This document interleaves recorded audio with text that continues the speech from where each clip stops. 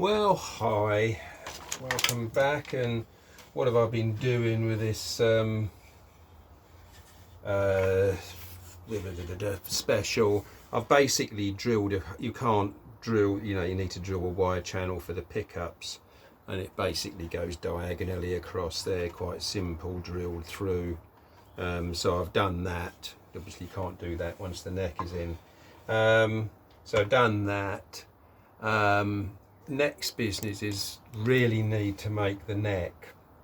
Now the thing is that, I mean, this is a standard 53-ish neck profile, although this little cutout shouldn't be there.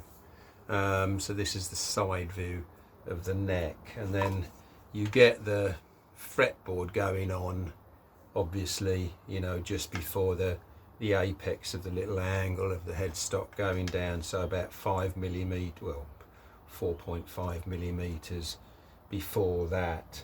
And you can see now, so the fretboard comes up to here on a 59 style neck. Well, that's would be totally pointless using this template to make a fretboard for this, because the end of the fretboard comes to the the body line there, and then the tenon goes much further back. With a normal Les Paul, the neck goes in and the fretboard sort of goes over, so the neck is a lot further into the guitar sort of thing. So really what I should do, I didn't previously, I didn't make a separate neck template, and I'm not sure whether I'm going to or not, because it should include this bit here, but I don't really use the side profile neck template other than to mark it out. So providing I mark it out okay on the scrap of wood, that's the only thing I use this for. I don't use it to route around or anything. So and obviously the neck heel is in completely the wrong place, that's sort of underneath here. So what I think I'll do is I'll get a chunk of mahogany and I'll just carefully mark it out, draw it on that, and then in addition, the neck is about what have I got? What depth have we got here?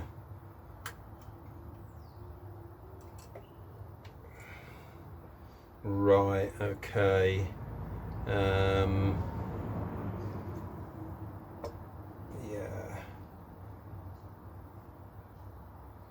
So we've got like 31 millimeters there down. Obviously the heel of the neck has to be slightly higher than that, because the neck sticks up a bit out of the body sort of thing. So let's get a chunk of mahogany and then start drawing stuff out, and I'll get back to you. Right, I've got this pretty massive chunk of Honduran mahogany to make the neck out of. Now these are, I've had these lying around for ages, just huge, and like they're really too difficult to manage, weight wise sort of thing. I mean, it's it's that section, it's pretty bloody big. So there's a good few necks coming out of this, but this is actually my last bit to do necks from. But I just tried to plane this surface, so at least I had something to put the template against. And when I was planing it, I noticed a change in tone from it. And if you listen, it's all nice and dingy there. Come over here, and there's obviously like something going on here with splintering wood off the top sort of thing. You can just hear it. there's obviously like a little veneer on there that's come off. So what I want to do is actually, like, in the first instance, like, saw this down. I want to try and get a straight edge to put the neck template against, because I don't really want to waste wood. But you know, the problem is with these very roughly sawn chunks is nothing is square on them, and they like, you know, I mean, that nothing is square on them, and they're all rough sawn sort of thing. So you know, they do make life a bit difficult. So what I'm going to do is cut, say, half an inch off the top here, and then go again, sort of thing. So I think if I turn it over, this is lighter, it will take a pencil mark. And this edge is miles off square. You know, I've got a good, like, probably 1/4 inch there. So I mean, I could cut that, I suppose. Oh, what do I do? I think I'm going to cut that edge. But is it parallel? This is the thing. Is it roughly parallel? This is it. You can waste a lot of wood. 78 millimeters there. 79. It's only a mil out. I think, you know, this edge is definitely, like, solid. So what I think I'll do is I'll run a bandsaw down here just to try and square it up a little bit. But I mean, it's like a very difficult. I'll get back to you when I'm square and marking out. Well, hi there, back on this neck. I had to give up, and I basically sawn this, sawn that massive chunk down to this, which is very generous sort of thing, size for the neck. But that piece of wood that I was hacking up was just basically too heavy. It was a bit dangerous. I was trying to plane this surface on it and trying to lug it round my planer over there, you know, and putting it on the top, and like, oh, I tell you what, you've only got to slip once and you'll never be playing a musical instrument again in your life. So don't even, you know, if it's like that, don't risk it. I mean, just to save maybe save a few 1/8 of an inch of wood sort of thing, it's not worth it. So what I've done now, I've got this to a nice small size, is I'll show you what I did on here, right, on my planer. First of all, I did the fretboard surface, so just ran it over like that. Did the fretboard surface a few times, so now that is absolutely flat, and here's a straight edge, you know, it's absolutely flat there, which is what you want. And then I held that flat edge against this backstop here, which is perpendicular 90 degrees to the bed, so squash that against that back and then planed it again.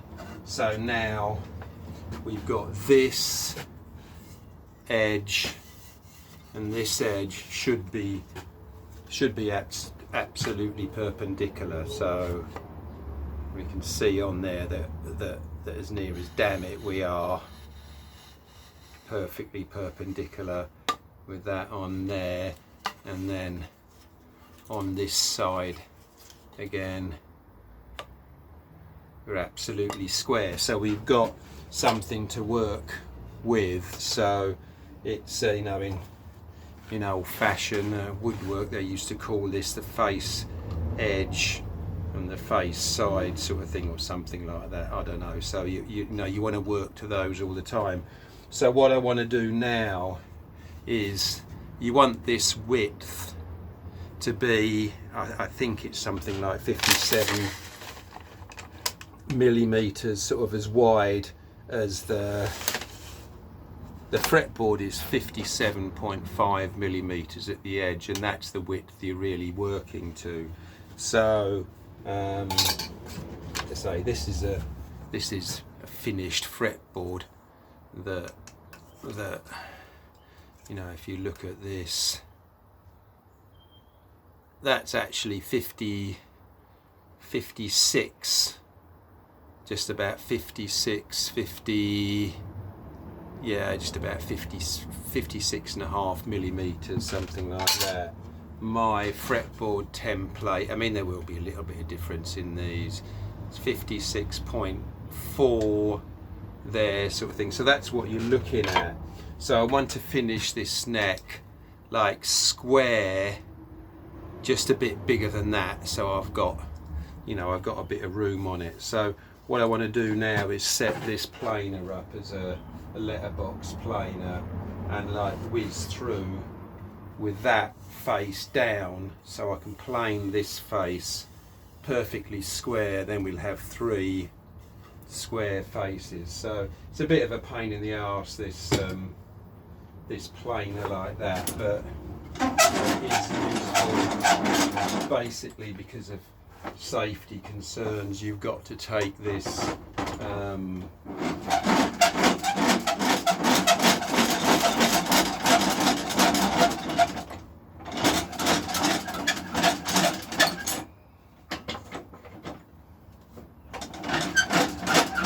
you've got to take it right down to get it out, but right, so yeah, you've got to take this like shaving shoot off and actually screw it on the top, and then that sort of defeats the safety switch sort of thing. I don't know why they've done it like this. And you know, it doesn't take, didn't say it when I got this planer, it didn't say anywhere in the instructions that the planer won't work unless you do that. So now these are the square edges, they perfectly square, so I want to put that through there and get this edge planed and square. So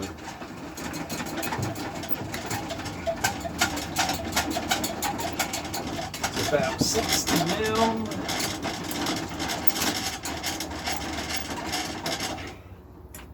So we're about, I just want to run that through.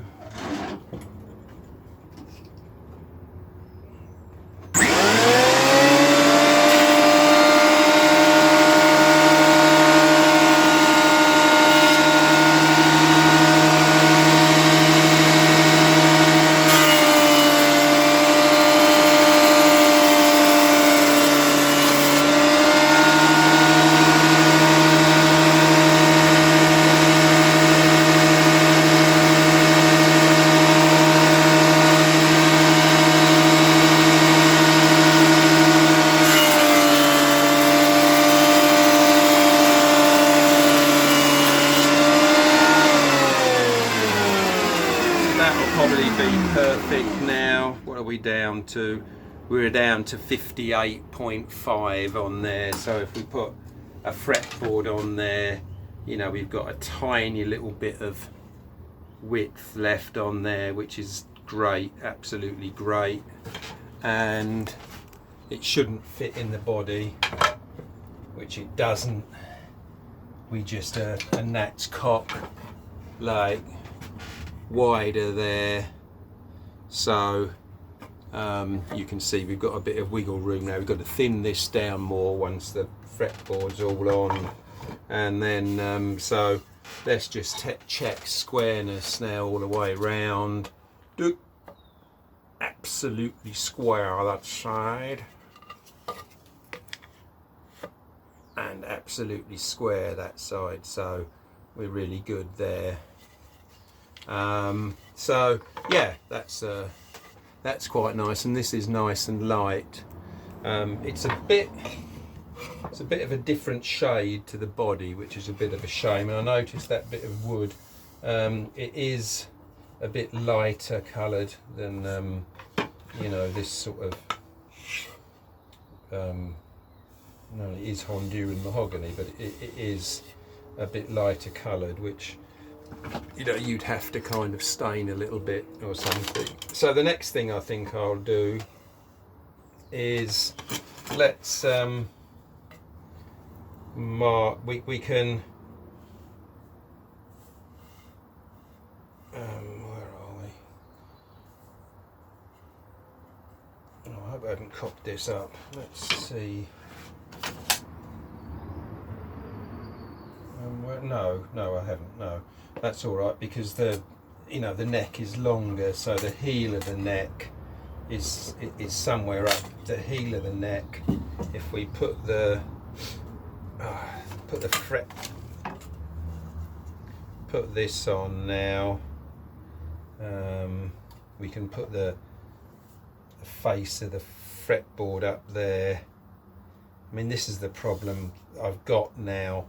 I've got a lot of woodwork to do, that if this bit of wood would have been like more easier to manage, I could have bandsawn it like a lot more accurately. But basically, you're looking at the surface of the headstock there.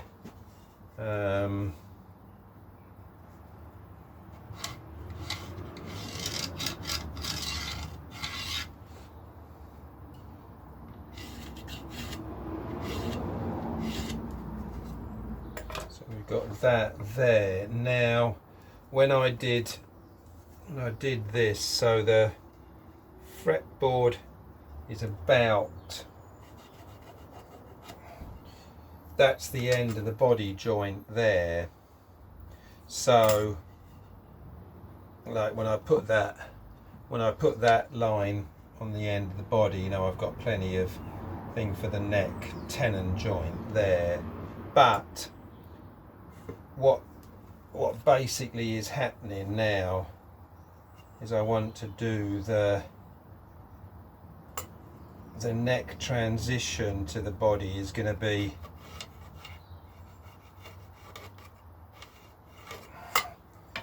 somewhere like that. So we've got the neck joint here, we've got the end of where the neck runs into the body sort of thing down here, so then the fretboard goes on, and there's the body there with the thing with the heel underneath there. So at the heel, the neck wants to be about 32 millimeters thick. So on that thin bit there, on that part there at the end of the neck here, with 35 mil. So we can we come down an awful lot. So we've got plenty of wood there. The only thing, like I say, that's annoyed me slightly is that because I was dealing with that big bit of wood, what I think I'll do now is bandsaw the neck a bit more accurately. And the thing is, now this is a bit smaller and a bit thinner, it's easier for the bandsaw to go around it. So let's do that. Yeah, well, okay, I'm racing through this a little bit because you've seen me do necks and stuff. I mean, what I've done here now, this is all square and everything, and I just sawed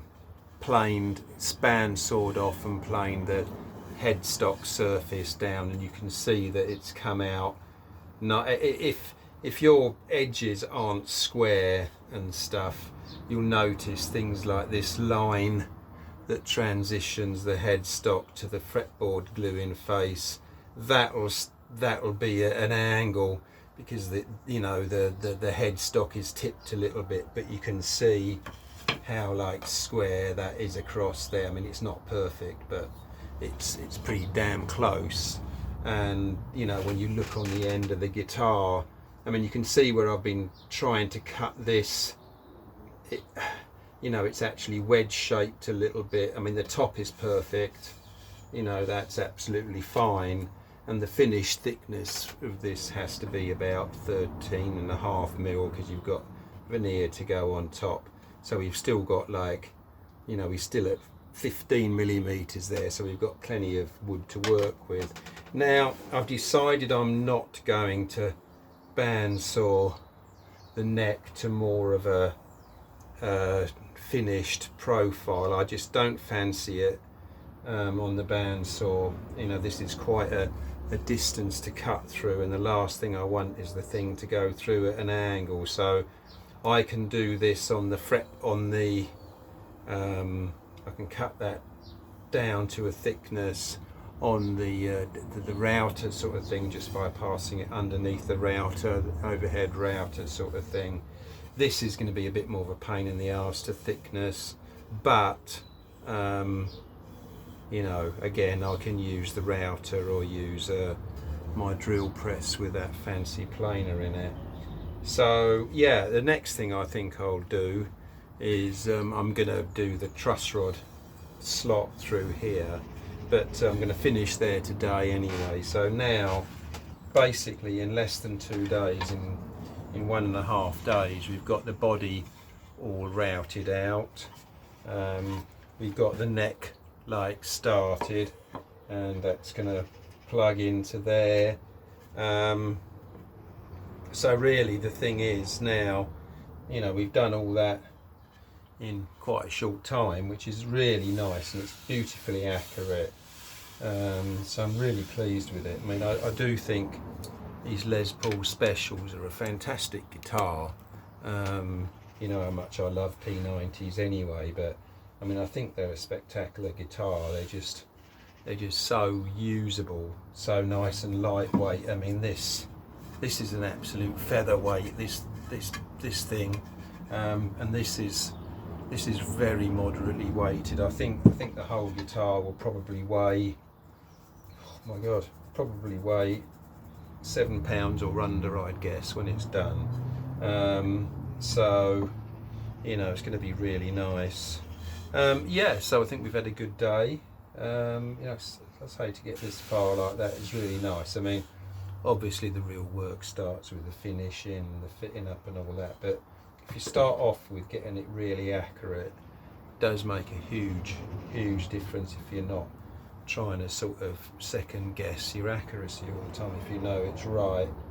I mean, like, you know, these pickup slots are just perfect with the neck joint, you know, it's just really nice, and it all comes down to getting those templates right. I mean, that's the second time I've built those templates, so I knew exactly where my inaccuracies and slip-ups were. So this is terrific. It's going to be a lovely guitar. So rock and roll. Thanks for listening, and I'll be back. Going out drinking tonight, so it might be a slow start tomorrow morning. So there we go. Someone's got to do it, so wish me luck that I'll pull through. Okay, great to speak to you. Bye then. What I want to do first off is get this to the right thickness. Now I want this to be roughly tapering from 14.5 millimeters at the tip to 15.5, you know, towards the nut sort of thing.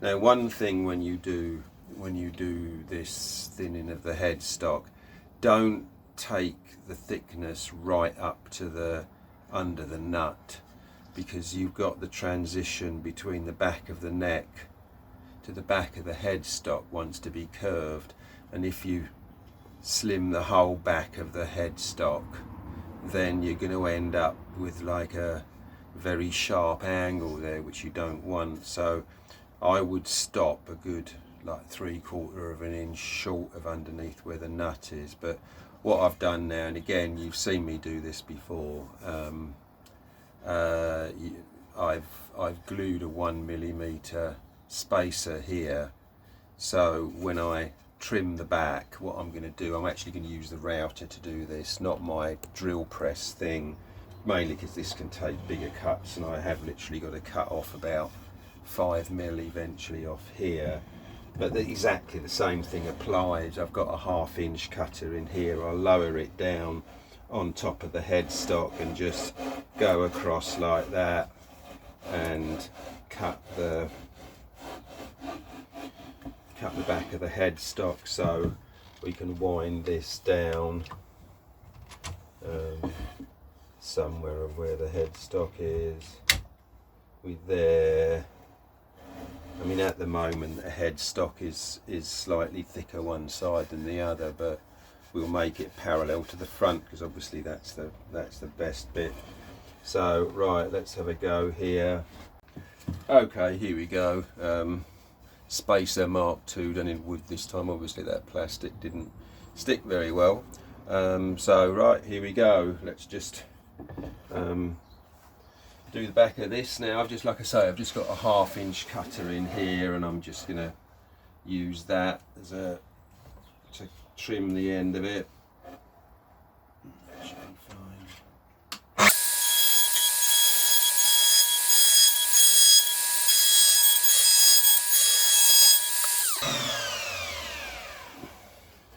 So here we go. You can see how it's planing now, and it's making the headstock absolutely parallel both sides. So I'm just going to have a check of the thickness to make sure that I'm not doing something really stupid here.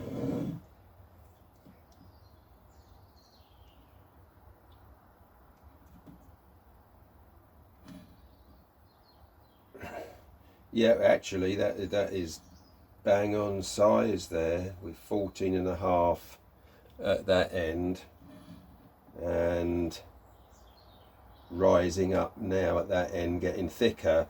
I mean, if I end up with this at 14.5 and then the thickness of the headstock with the 1mm veneer on is going to be like 15, is going to be like 15.5 millimeters at the tip, which is still a bit thick in my opinion, but you know, the Gibsons varied a hell of a lot. You've only got to look in the back of that burst book and the thickness of the headstocks is all over the place. But let's just get this done. I'm really happy with that.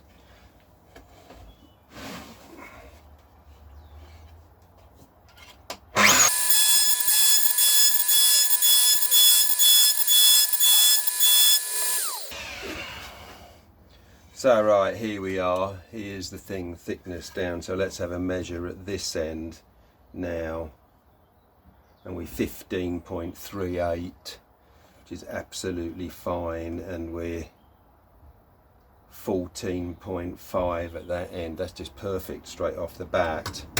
Now, the next thing I want to do is, that was really, really good. The next thing I want to do is thickness the back of this, the neck heel as well. Obviously this actually does taper a little bit, so I'm going to have a think about this and see where I'm going to go, because you know, you want the when I actually measured the special, the actual neck, the neck pocket had a flat bottom, and it was the end of the neck that was tipped a little bit. So I want to work out some angles so I can, I mean, I may be wasting my time. Yeah, I'll have a think on that, because, you know, if I cut the angle now, I've probably still got to adjust it later, so it might be worth just cutting it to the thinner section. Let me show you, bring you back over to the body. What I'm worried about on this, you know, on this is that you know, obviously, like these guitars have a history of you know, a weak neck joint. So you want, you know, you don't want to go putting the neck in and then, oh, I'll tip it a little bit and just put a spacer underneath the back of the neck heel or anything. You know, you want all the gluing area you can possibly get. So I want the neck pocket to be perfect, you know, the neck joint to be perfect, really. So, you know, I'm wondering about what I think I might do. Oh, it's so difficult. You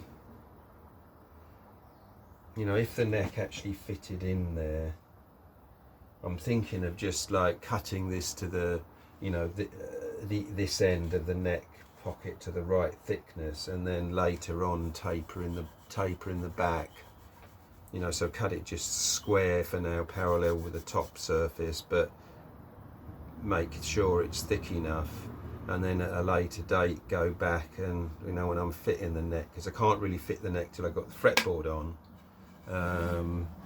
Yeah, so that's what I think I'll do. Yep, good. Okay, I'll get back to you. Well, hi there again. Welcome to 3R Guitars. Okay, so we've got this part. We've got the headstock thinned down to within you know, 1/2 mil of where it's meant to be, just using the overhead router, which is absolutely fantastic, because you can just see the, you know, the consistency of the thickness there and how square everything is. And what I've done is, again, just on this, very simply just thinned the neck heel down to the thickness we want. Now, as I was explaining, you know, unfortunately I can't fit the neck heel in the joint, because obviously the neck is slightly wider now to, you know, to allow me to glue the fretboard on. But what I've done is, you can see here that I've basically cut the neck heel such that the neck sticks out a little bit, and will allow me a tiny little bit to slope the neck backwards, so I can get the right the right neck angle. So I've got about here, thickness wise, the neck sticking up by a good 2.5 mil there, so I've got plenty of room. I mean, I'll only have to slope this surface by probably about 1 millimeter in its length or something like that. And if you look just how accurate this is now, you know, with using this overhead router, I mean, you know, you can see how we squared everything up. It's exactly square there. It's exactly square with that way as well. And then going on the back, because we routed it with this flat on the table, again, it's just exactly square there. And it's going to be exactly square there, isn't it? Exactly square there. It's just so nice to be able to work with timber that's that accurately machined, you know. You don't get any, you know, you're not fighting against any errors. So what I've done here now is I want to get the neck thickness actually down to something reasonably, because we very roughly cut this neck out. So I want to, what I've done, same as the headstock, to get a taper on it, I've glued a 2 millimeter spacer of wood there. I just want to sand that down a little bit. There's a bit of a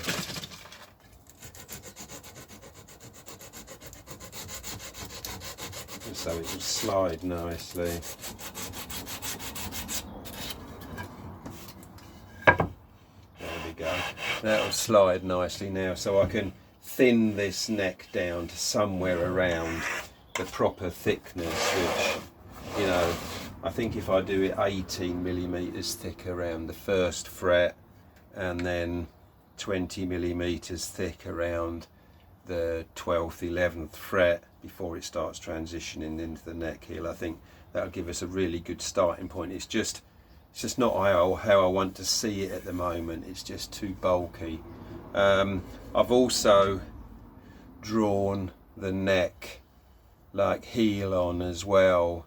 It's somewhere around there, so obviously I want to leave enough for a transition. I don't want to go too far, so with the neck thickness in, so I can just go underneath here now and just move along with this and start start doing the neck thickness in. And if I get this close, like I've done on previous guitars, I leave this bit, doing this bit I'm going to do now, until I've got the fretboard on, and I put the whole neck with the fretboard underneath on my fretboard clamping cord and do that. But there's so much to take off here, I'd rather do it while it's nice and square. So here we go then. I mean, you've seen me do this loads of times, but let's just start off here, take a little bit off.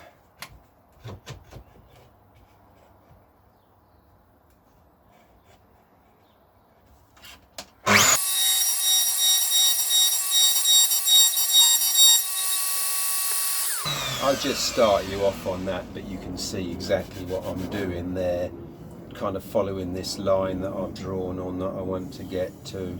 So that'll be that, but again, leave a fair thickness there so you can do the curved transition, and again here as well. So I'll just carry on. The only thing you've got to watch when doing this is that you don't get wood shavings obviously underneath, otherwise it won't like lay flat. But there we go. Right, okay, I've done the back of the neck now, so I've got it to like a reasonable thickness to I mean, it's still a good 2 millimeters too thick, but at least that's now in the ballpark of where I want to be with it. You know, so I'm not dealing with something that's too unneck-like sort of thing. So I think the next thing we've got to do now is the truss rod. Channel, which means I'll have to get rid of this thing for now and get my router table, the router underneath the table working for that. So I'll get weaving and getting ready for that, but at least now we have the, you know, we have the neck looking really nice, and yeah, we can start working on the truss rod. I don't mind cutting the truss rod cavity, but the thing that sort of pisses me off is having to make the truss rods. I wish I could buy them, honestly. Like, it's such a ball ache working with metal when you're essentially wood. Just looking around here, seeing if I've got some. I know I've got some 3/16 rods somewhere. So there we go. Good. Right, hi. Again, I've done this before, but you can see I'm using my my under table router now, and I've got this set up to cut the truss rod slot. And what I've done is essentially, again, the truss rod slot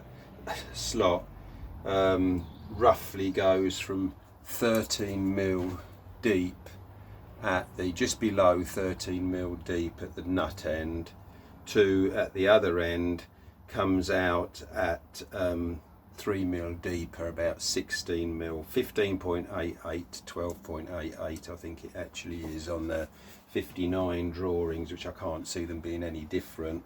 Also, the truss rod is 460 something millimeters long, and although this neck is slightly longer, from looking at the one I restored, there was no sign that the truss rod was any longer, sort of thing. You know, the extended tenon that goes into the body didn't have any slot in it, sort of thing. So I've roughly measured where the 463 millimeters comes to, and it's somewhere underneath the neck heel, which again makes perfect sense, really.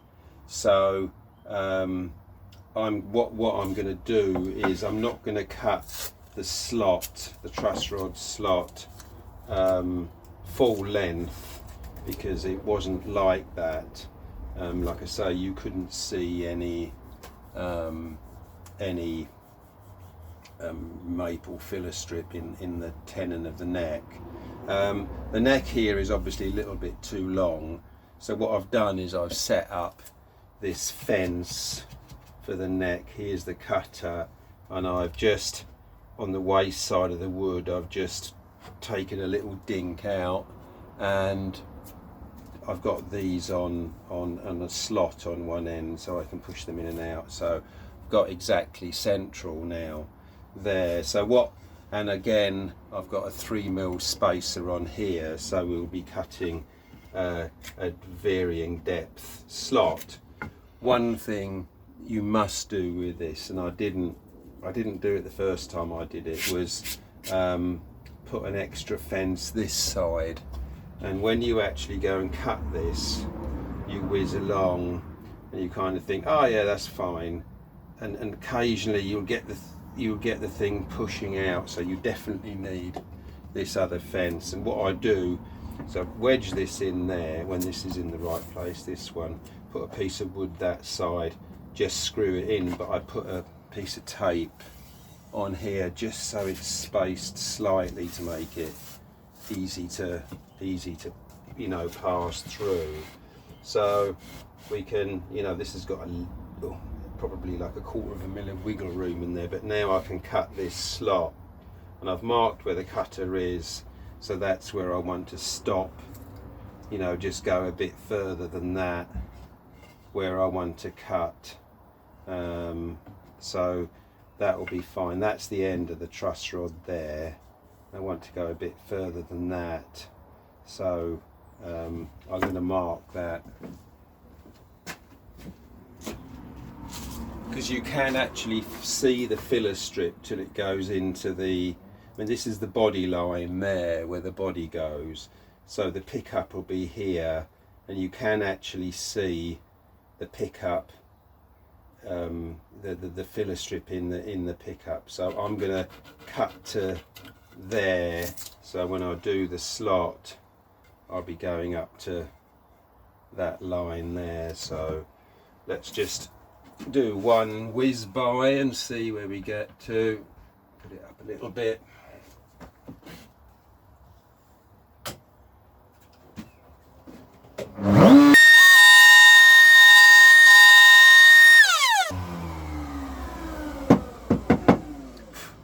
So here's the slot now. You can see how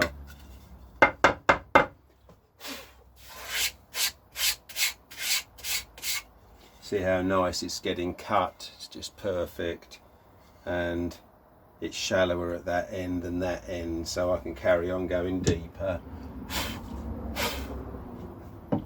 This actually started getting slightly tight as I was pushing it through. I'm just going to give this a little tap just to see if I can give myself a bit more room.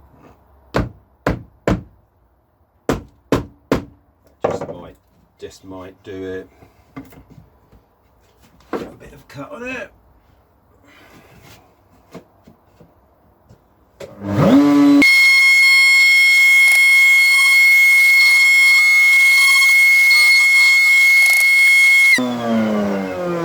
Let's just check our depths now. Say these vernier gauges are an absolute godsend. So all you've got to do is check that they're on 0. Right, we're 6.2 millimeters that end, and nearly 9 that end. So we've got the 3mm, as near as, damn it, the 3mm slope. So let's just keep going now until we're at the depth, and I'll get back to you. Okay, so we've done the slot now. Look how neat that is. This is actually a spiral cutter, more like a metal milling cutter, and I just love it. And it's 3/16, it's not 1/4 inch. So we wanted the actual ideal measurement here at this end was 12.88, and we're actually at 12.89. Believe me, that's not the accuracy I worked to, that's a total accident. And we wanted to be 15.88 at this end,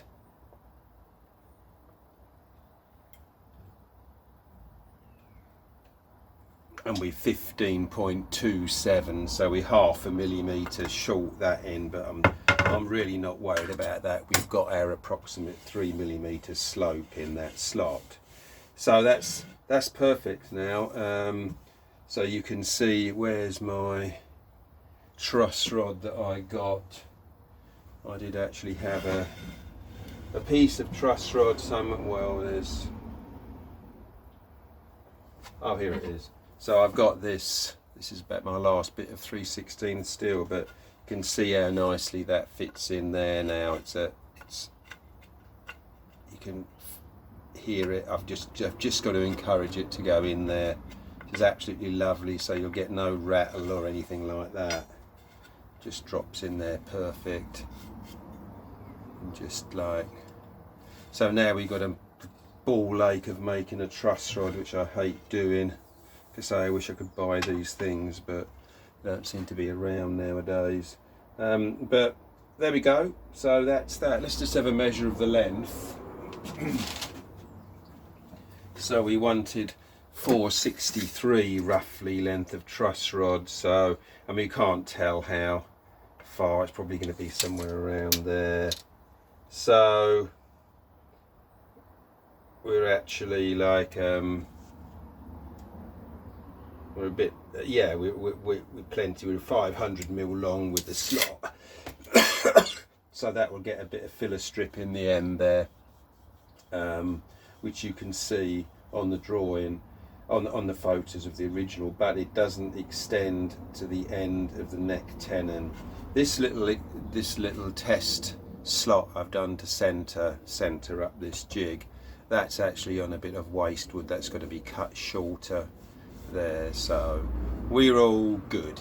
That's the actual body line there where the body joins on. But yeah, so this is all really nice now.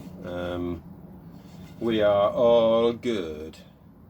So there we go. Excellent. Right, well, hi there. I've made the truss rod now.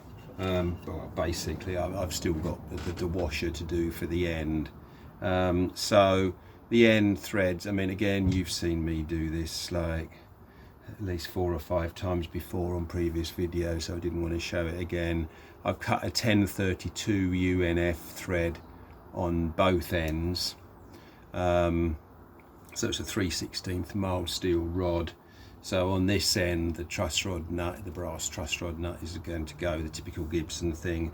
And on that end, I've made this like, whatever they call barrel nut, which is 3/8 mild steel drilled through the middle with about a 4mm drill, and then tapped out 1032 again. So that screws on there. Also, when you make this barrel nut, once you've put the hole through to cut the threads, get a bigger drill and drill like a countersink in the other end, because when you thread this barrel nut on, you want a little bit of the truss rod sticking out, and you want to bash the crap out of it into that countersink sort of thing, so the truss rod won't come undone. So we've got the basic truss rod done, but I must admit I've made it longer than on the 59s. The 59s are 463mm. I've actually made this 480mm, and I'll show you why. Like, right on here, that line on the neck there is where it joins the body. So that's where the neck heel starts. So the neck heel will come out to about here. Now I wanted that barrel nut in the heel of the neck. I didn't want it, you know, in approaching the shaft of the neck. I think it would have still fitted all right, but just with that sort of 18mm longer, like, you know, I can basically, the truss rod's going to be that mark there is roughly where the washer is going to be in the truss rod nut cavity. So if I've got this threaded end sticking through there by about, well, 3/8 of an inch, something like that, that should do fine. And then the truss rod is right is right in the neck heel. That's the body joint there. So the first pickup cavity will be about here. So we're out of the way, the first pickup cavity, no problems. And we're in the very thick part, the maximum thickness part of the neck. So with a 463 length truss rod, we'd have been up about here, and it probably, you know, it would have still been okay, but you kind of think, hang on a minute, I'm cutting, you know, the transition to the neck heel there. So I have a feeling that the truss rod was probably a bit longer in the specials. I mean, the neck is longer, so, you know, I mean, basically, you know, you've got the, you know, this is going to be the fretboard. Well, it's not going to be the fretboard, it's the same size. The fretboard is going to be there. So, you know, that's about 5 mil back from that apex. So that will take account of the top nut. Then from there to here, to where the washer goes, I've measured that at about 17 and a half, 18 mil. So yeah, that little line on there is perfectly okay. So the truss rod is going to sit about there, something like that, and then you'll have the truss rod on about the 22nd fret, and more or less very much underneath the thick part of the neck heel. And when you look at the pictures of special, you know, you do see a bit of the neck, the filler strip for the truss rod channel sticks out into the body a little way, and you don't see any sign of the truss rod end sort of thing. So I think we're in exactly the right place. What I'll have a look for on here now is a see if I've got a Gibson truss rod nut. I might well have one. Well, hi ladies and gentlemen, welcome back to 3R Guitars. Oh, I'm really knackered today. Did I walk some miles yesterday? Who's heard of flat Stanleys? Right, it's my grandchildren in America. Apparently they send you a paper guy named Stanley, and you have to walk around places and take Stanley on holiday with you and whatnot, or a day out. So my wife and I went up to London yesterday, and Jesus Christ, we walked from basically walked from the Tower of London across Tower Bridge up the South Bank right the way to Westminster. Holy crap, that was a long walk. I'm really suffering today. But anyway, it was fun, and we got all the photographs we wanted, so I've just got to write the letters now and send Stanley back. There we go. Right, anyway, back to guitars. We have the truss rod put in with the truss rod filler strip. Did all that last time. I must confess, it's a job that I don't mind fitting the truss rod, it's just actually making it that's one of those things I don't like doing. And I would like the option of buying them, but like I say, it's just getting, you know, guaranteeing the accuracy sort of thing. And in this case, I am sure the truss rod in this is slightly longer than the standard Les Paul one, because if you had the standard, I mean, there you can just see there I've drawn the sort of approximate position of the curve down for the transition to the neck heel. And if you had a Les Paul standard truss rod, the truss rod anchor would have been somewhere in there, which is a bit dangerous because it's getting awfully close to the you know, the bottom of the neck. You really want the truss rod at the neck heel sort of thing. So I think the truss rod ended up at, I mean, from what I have, the standard truss rod, Les Paul standard truss rod, is 463 mil. and this turned out at about 475, so it's just that little bit longer, and I feel sure that is what you should be doing on this. So what I'll do now is I'll cut this off, and I'll do this on the bandsaw because I can cut it quite close to the surface of the neck, and then you can keep that bit for your next build, save you keeping to have to plane these down to size. So I'll get that done.